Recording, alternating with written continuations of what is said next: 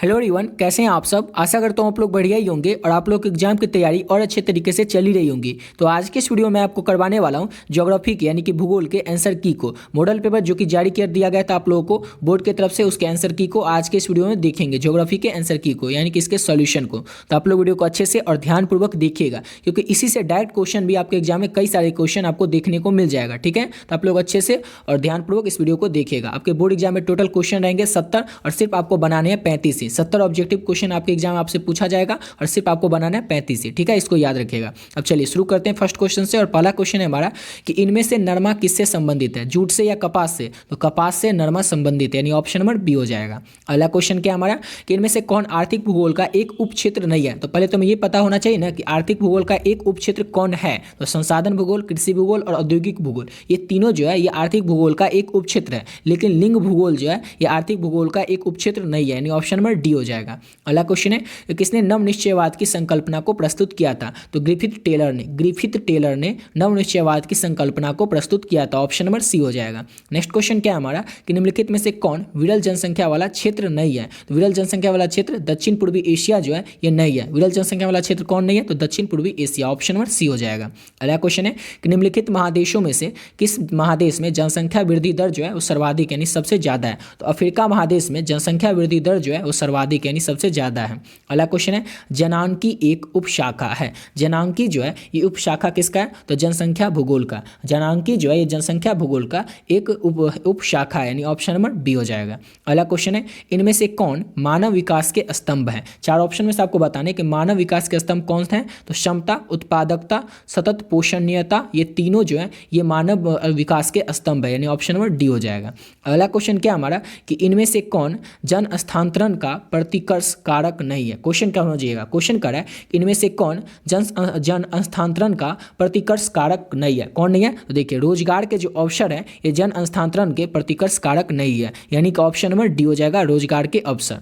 अब अगला क्वेश्चन क्या है 9 नंबर हमारा कि इनमें से कौन जनांकीय संक्रमण की प्रथम अवस्था का सूचक है। कौन है इस चार ऑप्शन में से, तो उच्च प्रजननशीलता एवं उच्च मृत्यता जो है ये जनांकीय संक्रमण के प्रथम अवस्था का सूचक है, यानी ऑप्शन नंबर ए हो जाएगा। अगला क्वेश्चन क्या हमारा कि किस विषय के विद्वानों ने मानव विकास सूचकांक को विकसित किया था। यानी कि कौन विषय के वो विद्वान थे जिन्होंने कि मानव विकास सूचकांक को विकसित किया था। तो अर्थशास्त्र के विद्वानों ने, यानी कि ऑप्शन नंबर डी हो जाएगा। अब अगला क्वेश्चन करते हैं। तो अगला क्वेश्चन है हमारा कि मानव विकास के लिए कौन सा उपागम प्रमोद अमर्त्य सेन से जुड़ा हुआ है। अमर्त्य सेन से मानव विकास का कौन सा उपागम जो है वो जुड़ा हुआ है। तो क्षमता का उपागम जो है ये अमर्त्य सेन से जुड़ा हुआ है, यानी ऑप्शन नंबर ए हो जाएगा। अगला क्वेश्चन है कि आरंभिक मानव अपने जीवन यापन के लिए किन गतिविधियों पर निर्भर रहते थे। शुरुआती के जो मानव थे वो जीवन यापन के लिए किन गतिविधियों पर निर्भर रहते थे, किस पर रखते थे, तो आखेट एवं संग्रह पे। आखेट मतलब क्या, मतलब जानवर को मारना, ठीक है ना। आखेट एवं संग्रह पे आधुनिक यानी शुरुआती आरंभिक मानव जो थे ये जीवन यापन के लिए यानी जीवन जीते थे आखेट करके या संग्रहण करके, यानी ऑप्शन नंबर सी हो जाएगा। अगला क्वेश्चन क्या हमारा कि चलवासी पशुचारक निर्भर करते हैं। चलवासी पशुचारक जो होते हैं वो किस पर निर्भर करते हैं, तो वो पशु पर ही निर्भर करते हैं, यानी ऑप्शन नंबर ए हो जाएगा। अगला क्वेश्चन है कि रेडियर कहाँ पाए जाते हैं। रेडियर जो होते हैं ये कहाँ पे पाए जाते हैं, तो आर्कटिक प्रदेश में। आर्कटिक प्रदेश में जो है रेडियर पाए जाते हैं, यानी कि ऑप्शन नंबर बी हो जाएगा। आर्कटिक प्रदेश में रेडियर पाए जाते हैं, ऑप्शन नंबर बी हो जाएगा। अगला क्वेश्चन है सीमेंट उद्योग आधारित है। सीमेंट उद्योग जो है ये किस पर आधारित है, तो रसायन पर आधारित है सीमेंट उद्योग, यानी ऑप्शन नंबर बी हो जाएगा। सीमेंट उद्योग किस पर आधारित है, रसायन पर। अगला क्वेश्चन है इनमें से कौन औद्योगिक नगर है। औद्योगिक नगर चार ऑप्शन आपको दिया हुआ, जैसे आरा, अजमेर, बोकारो और लखनऊ। इस चारों में से औद्योगिक नगर कौन सा है, तो बोकारो जो है ये औद्योगिक नगर है, यानी ऑप्शन नंबर बी हो जाएगा। अगला क्वेश्चन है इनमें से कौन स्लेज से संबंधित है। स्लेज से संबंधित कौन है, तो रेडियर जो है ये स्लेज से संबंधित है, यानी ऑप्शन नंबर बी हो जाएगा। अब अगला क्वेश्चन क्या हमारा कि भारतीय राष्ट्रीय महामार्ग प्राधिकरण का प्रचलन कब हुआ था। तो वर्ष 1995 से राष्ट्रीय महामार्ग प्राधिकरण का प्रचलन हुआ था, यानी ऑप्शन नंबर बी हो जाएगा 1995 से। अगला क्वेश्चन है हमारा कि निम्नलिखित में से कौन तृतीय क्रियाकलाप है। तो तृतीय क्रियाकलाप क्या है, तो व्यापार जो है ये तृतीय यानी तीसरा क्रियाकलाप है, ऑप्शन नंबर डी हो जाएगा।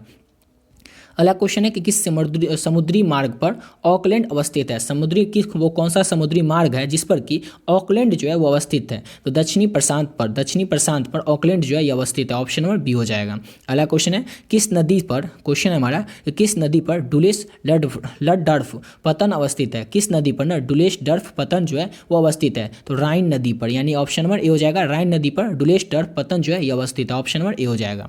अगला क्वेश्चन क्या हमारा, किस देश में खेतों से कारखानों तक दूध की आपूर्ति पाइपलाइन के जरिए की जाती है। किस देश में, तो न्यूजीलैंड के देश में ना न्यूजीलैंड के देश में खेतों से कारखानों तक दूध की आपूर्ति पाइप के जरिए की जाती है, यानी ऑप्शन नंबर डी हो जाएगा। न्यूजीलैंड के देश में, अपना सबके देश में तो ऐसा हो ही नहीं सकता है।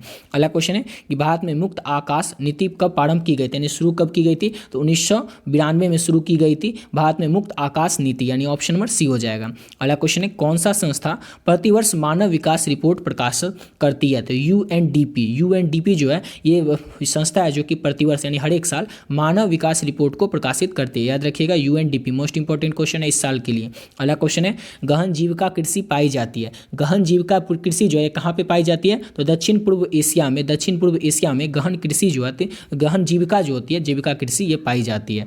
अगला क्वेश्चन क्या हमारा, नेक्स्ट क्वेश्चन है 26 नंबर, मिस का मुख्यालय कहाँ पे है, तो मिस का मुख्यालय कहाँ पे है, तो सियाइस का है। मिस का मुख्यालय सियाइस, ऑप्शन नंबर ए हो जाएगा। अगला क्वेश्चन है आधुनिक भारत में कुल अनुसूचित भाषाएं कितनी हैं, तो 22 भाषाएं, ये आपको पता ही होगा कि आधुनिक भारत में कुल अनुसूचित भाषाएं कितनी हैं, तो 22। अगला क्वेश्चन है मणिपुर, मिजोरम और नागालैंड में कौन सी भाषा बोली जाती है। 4 भाषा का नाम दिया हुआ, इसमें से आपको बताना है कि मणिपुर, मिजोरम और नागालैंड, इन 3 राज्यों में कौन सी भाषा बोली जाती है, तो किरात भाषा जो है ये 3 राज्यों में बोली जाती है। ऑप्शन नंबर ए हो जाएगा। अगला क्वेश्चन क्या है, किस प्रदेश में प्रलिखित प्राचीनतम नगरीय बस्ती पाई जाती है। किस प्रदेश में, तो सिंधु घाटी में प्रलिखित प्राचीनतम नगरीय बस्ती पाई जाती है। ऑप्शन नंबर सी हो जाएगा। अगला क्वेश्चन है प्रयाग एक उदाहरण है, तो प्रयाग जो है किसका एक उदाहरण है, तो प्राचीन शहर का एक उदाहरण है प्रयाग, यानी ऑप्शन नंबर क्या हो जाएगा, तो ऑप्शन नंबर ए हो जाएगा। अब अगला क्वेश्चन करते हैं कि इनमें से कौन सांस्कृतिक शहर का उदाहरण है। सांस्कृतिक शहर का उदाहरण कौन है, तो पुष्कर जो है, पुष्कर तो आप लोग जानते ही होंगे, जो कि एक सांस्कृतिक शहर का उदाहरण है पुष्कर, यानी ऑप्शन नंबर ए हो जाएगा। अगला क्वेश्चन है मऊ उदाहरण है। मऊ जो है ये क्या है, किस चीज़ का उदाहरण है, तो ये औद्योगिक शहर का उदाहरण है। मऊ एक शहर है, ठीक है, और ये औद्योगिक शहर का उदाहरण है। ऑप्शन नंबर सी हो जाएगा। अगला क्वेश्चन है निम्नलिखित में से कौन भूमि उपयोग वर्गीकरण की नहीं है। उपयोग वर्गीकरण की भूमि कौन सी नहीं है, तो सीमांत भूमि जो है ये उपयोग वर्गीकरण की भूमि नहीं है। अगला क्वेश्चन है हरी क्रांति का संबंध है, मोस्ट इंपॉर्टेंट क्वेश्चन, कई बार आपके एग्जाम में पूछा गया क्वेश्चन कि हरी क्रांति का संबंध किससे है, तो फसल से है। ऑप्शन नंबर ए हो जाएगा। हरित क्रांति के भारत में कौन थे, तो उसके स्वामीनाथन थे, ठीक है ना। इसके जनक कौन थे, हरित क्रांति के जनक भारत में, तो स्वामीनाथन थे, ठीक है, जिनका की मृत्यु थोड़ी दिन पहले ही हो गया है। अगला क्वेश्चन है इनमें से कौन कॉफी उत्पादन के लिए प्रसिद्ध है। कॉफी उत्पादन के लिए कौन प्रसिद्ध है, 4 ऑप्शन में से आपको बताना है, तो पश्चिमी घाट जो है वो कॉफी उत्पादन के लिए प्रसिद्ध है, यानी ऑप्शन नंबर ए हो जाएगा। अगला क्वेश्चन है भरमौर जनजातीय क्षेत्र किस राज्य में है। भरमौर जनजातीय क्षेत्र जो है ये किस राज्य में, तो हिमाचल प्रदेश राज्य में भरमौर जनजातीय क्षेत्र है। अगला क्वेश्चन है झाबुआ जिला किस राज्य में है। झाबुआ जिला जो है ना ये किस राज्य में, तो मध्य प्रदेश राज्य में झाबुआ जिला है, यानी ऑप्शन नंबर सी हो जाएगा। अगला क्वेश्चन है इनमें से किस में सर्वाधिक ग्रामीण आबादी है। इनमें से 4 ऑप्शन दिया हुआ, जैसे कि चंडीगढ़, लक्षद्वीप, दादर एवं नगर हवेली और दिल्ली, इस चारों में से किस में सर्वाधिक ग्रामीण आबादी है, किस में है, तो दादर एवं नगर हवेली में। दादर और नगर हवेली में सर्वाधिक ग्रामीण आबादी, ऑप्शन नंबर बी हो जाएगा। अगला क्वेश्चन क्या हमारा, ऑस्ट्रेलिया की राजधानी कहाँ है, तो पता ही होगा कि कैनबरा जो है वो ऑस्ट्रेलिया की राजधानी है, यानी कि ऑप्शन नंबर बी हो जाएगा। कैनबरा ऑस्ट्रेलिया की राजधानी है। अगला क्वेश्चन क्या हमारा कि सन्नगढ़ की संकल्पना किसने दी थी। इसकी संकल्पना किसने दी थी, तो इसकी संकल्पना दी थी पैट्रिक ग्रिडिज ने, यानी ऑप्शन नंबर ए हो जाएगा।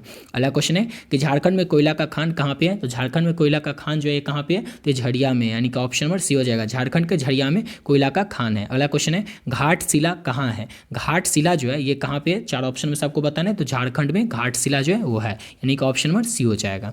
अगला क्वेश्चन क्या हमारा कि भारत के प्रथम तेल शोधन केंद्र कहाँ पे है। भारत का पहला तेल शोधन केंद्र जो है ये कहाँ पे, तो डिगबोई में है, यानी ऑप्शन नंबर डी हो जाएगा।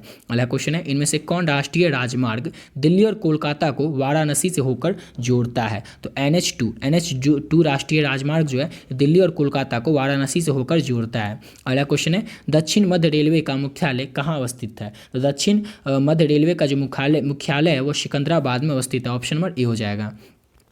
अगला क्वेश्चन है, इनमें से कहाँ अनुसूचित जनजाति जनसंख्या नहीं है। चार ऑप्शन में से बताना है कि इनमें से कहाँ अनुसूचित जनजाति जनसंख्या जो है वो नहीं है। तो पंजाब में है, नहीं है। ऑप्शन नंबर ए हो जाएगा।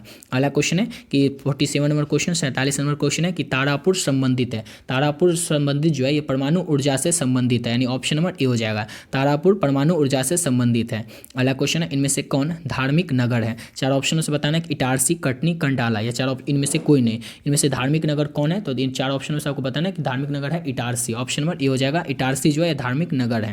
अगला क्वेश्चन है, इनमें से कौन लौह इस्पात केंद्र नहीं है। इन्हीं की है। चार ऑप्शन में से आपको बताना है कि लौह इस्पात केंद्र नहीं है। तो भिलाई, दुर्गापुर और बोकारो। पता ही है कि तीनों जो है ये लौह इस्पात केंद्र है, लेकिन आगरा जो है ये लौह इस्पात केंद्र नहीं है, यानी ऑप्शन नंबर सी हो जाएगा। अगला क्वेश्चन है, इनमें से कौन सूती वस्त्र उद्योग केंद्र है। सूती वस्त्र के उद्योग केंद्र कौन है, तो कानपुर, शोलापुर और नागपुर, ये तीनों जो है ये सूती वस्त्र के उद्योग केंद्र है, यानी ऑप्शन नंबर डी हो जाएगा इनमें से सभी। अगला क्वेश्चन है, इनमें से कौन औद्योगिक नगर नहीं है। औद्योगिक नगर इनमें से कौन नहीं है, तो इस चार ऑप्शन में से कोटा। कोटा जो है ये औद्योगिक नगर नहीं है। भद्रावती, सेलम और कानपुर ये तीनों जो है ये औद्योगिक नगर है, यानी ऑप्शन नंबर इसका हो जाएगा बी, कोटा औद्योगिक नगर नहीं है। अगला क्वेश्चन है, इनमें से कौन भारत की पूर्वी तट पर स्थित पतन नहीं है। भारत के पूर्वी तट पर स्थित पतन कौन नहीं है, तो मुंबई जो है ये नहीं है, यानी ऑप्शन नंबर डी हो जाएगा। अगला क्वेश्चन है, मीटर गेज संबंधित है। मीटर गेज जो है ये किससे संबंधित है, तो मीटर गेज जो है ये रेल मार्ग से संबंधित है, यानी ऑप्शन नंबर डी हो जाएगा। अगला क्वेश्चन है, लिग्नाइट संबंधित है। तो लिग्नाइट किस चीज से संबंधित है, तो कोयला से संबंधित है लिग्नाइट, यानी ऑप्शन नंबर सी हो जाएगा। अगला क्वेश्चन है, इनमें से कौन स्वर्ण कॉलर वाला सेवा है। चार ऑप्शन में से बताना है कि कौन स्वर्ण कॉलर वाला सेवा है, तो पंचम क्रिया जो है वो स्वर्ण कॉलर वाला सेवा है। अगला क्वेश्चन है, निम्नलिखित में से कौन मृदा अपरदन का कारण नहीं है। तो मृदा अपरदन का कारण कौन नहीं है, तो देखिए ऋतु क्षरण जो है ये मृदा अपरदन का कारण नहीं है, यानी ऑप्शन नंबर ए हो जाएगा। अगला क्वेश्चन है, इनमें से कौन अरहर दाल के उत्पादन में अग्रणी राज्य है। चार राज्य में से आपको बताना है कि अरहर दाल जो होता है, तुरका दाल भी जिसे हम कहते हैं, इसके उत्पादन में सबसे आगे कौन सा राज्य है, तो महाराष्ट्र राज्य जो है ये अरहर के उत्पादन में सबसे आगे है। अगला क्वेश्चन है, कॉर्बेट राष्ट्रीय उद्यान का संबंध है। जिम कॉर्बेट राष्ट्रीय उद्यान का जो संबंध है वो किससे है, तो बंगाल टाइगर से है, यानी ऑप्शन नंबर ए हो जाएगा। जिम कॉर्बेट राष्ट्रीय पार्क का जो संबंध है वो बंगाल टाइगर से है। अगला क्वेश्चन है, भरतपुर पक्षी अभ्यारण्य का नया नाम क्या है। तो इसका नया नाम क्या है, तो इसका नया नाम है केवलादेव घना राष्ट्रीय उद्यान। याद रखिएगा, मोस्ट इंपॉर्टेंट क्वेश्चन है 2024 एग्जाम के लिए कि भरतपुर पक्षी अभ्यारण्य का नया नाम क्या रखा गया, तो केवलादेव घना राष्ट्रीय उद्यान। ऑप्शन नंबर बी हो जाएगा।